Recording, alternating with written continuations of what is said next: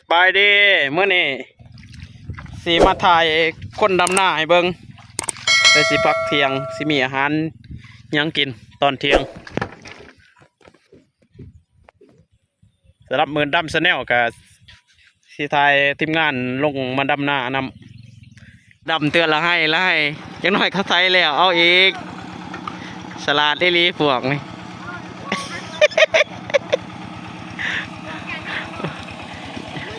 ยังให้หนึ่ง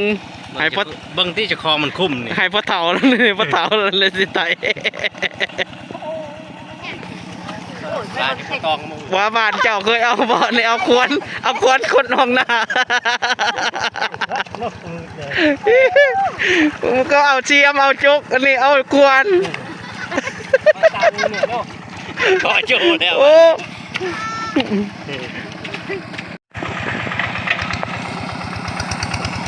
น่าแอบโอ้ละแอบมือขาดเดี๋ยวมันไปใจลกโลยนอนเลยไอ้ลังไงมันใจลกโลยมาลังไงใจลกโลยมึงให้ทายแล้วเนี่ยเพื่อไปใจลกโลยไว้เล็กชามมึงเอง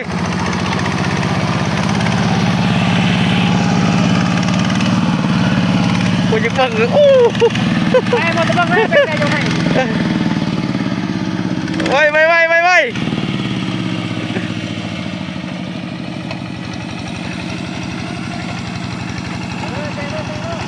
ขาดหน้าไหมฮัดชีมือขาดอะไรมาใส่ครากกองแล้วนี่มันไอ้นี่ค่ะหนูกองชะว่าชมเนี่ยโอ้โหช่างไม่โอ้ถ่ายคือในมือมันละหล่นเลยชนะก็ต้องถ่ายอ้าวก็ชนะไปบอกโอ้ยสองเซนซ่าเลยตาได้ไหนเนาะไทยสองเซนซ่าเลยอาหารเที่ยงงัววันนี้จอยตัวนึง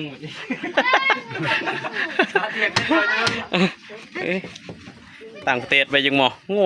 วยังตัวน้อยๆอยู่นี่งัวเป็ดโอ้ย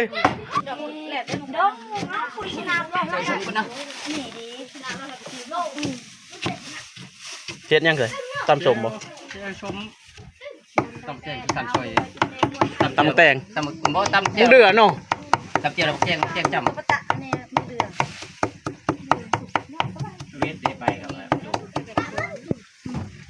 บ้า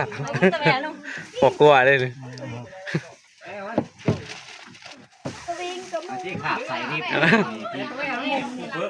ว่าภาษาสวยครับปอกกลัวเต้มังกรยานเด็ดชาวชงกรนั่นเลยเนอะโอ้ยคือเรียกแรงเราคือหัวจับเพิ่มมาดิแต่ว่านักกินหัวจับเพิ่มมาดิเนอะเล่นกินเพิ่มเด้ออย่างเด้อเลื่อนคลิปรอบเที่ยงเด้อโมเมนต์เศร้านี่ได้นี่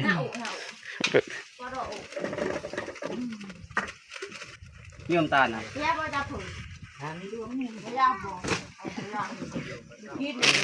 โอ้มอนในกระไรโดดเลยอยู่แล้วมึงไปเสือยืมมันก็สั่งงูมาเปลี่ยนโอ้สะไว้นั่นแน่เลยสะไอ้นิ่งนั่นนี่ใช่เจียว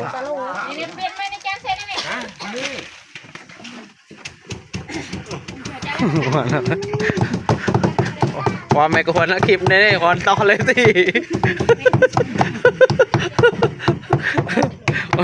คนนอนเลยคือเก็บร้อนนี่วะคนนั้นเราไปร้อนเลยเก็บเลยเป็นยังเป็นหนัวมั้งบอกว่าเป็นหนัวเป็นเลยเป็นลูกมั้งผู้ชายทางลังเงินไงก็กลุ่มอยู่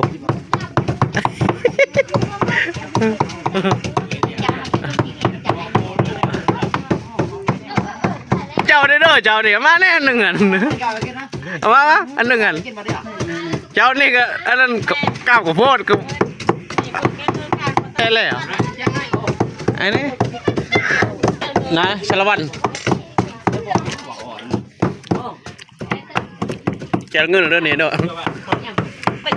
ต้มน้ำปง วิธีเฮ็ดเลือดกล้ามโอ้เลือดเฮ็ดลาบเป็ดบ่แม่นเลือดกล้ามเด้อลาบเป็ดบ่เป็ด หอดเดือดที่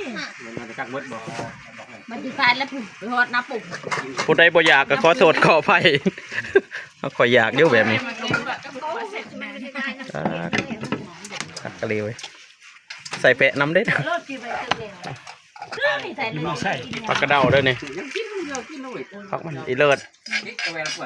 สาไตนั่นเด้อีเลิศนี่นั่งเลิศ เขาไปเอาคนขี่ แล้วเด้ออาหารเที่ยงเด้อแล้วเด้อ น่าอยาก โอ้ข้าวเหนียวข้าวเลยข้าวก่อน เขาเรียกห่อนป่ะ ข้าวเหนียวหนอนนี่ว่าฮ้อนเจ้าตี้เบิ่งกล้องเลยเด้อท่านผู้ชมเอ้ยอาหารเที่ยงเลยเด้อ เลี้ยงชวน มาเบิ่งก็จำเป็นเลยเบิ่งเลย